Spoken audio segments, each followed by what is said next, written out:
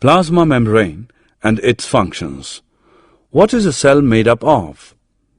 While studying the cell under a microscope, we will find three common features in almost every cell: plasma membrane, nucleus, and cytoplasm, which are responsible for all activities inside the cell and interactions of the cell with its environment.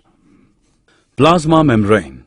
This is the outermost covering of the cell that separates the contents of the cell from its external environment. The plasma membrane allows or permits the entry and exit of some materials in and out of the cell. It also prevents movement of some other materials. The cell membrane, therefore, is called a selectively permeable membrane. Diffusion.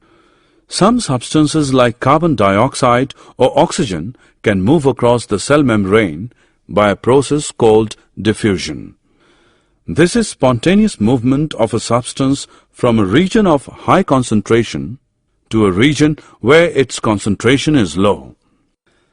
Thus, diffusion plays an important role in gaseous exchange between the cells as well as the cell and its external environment.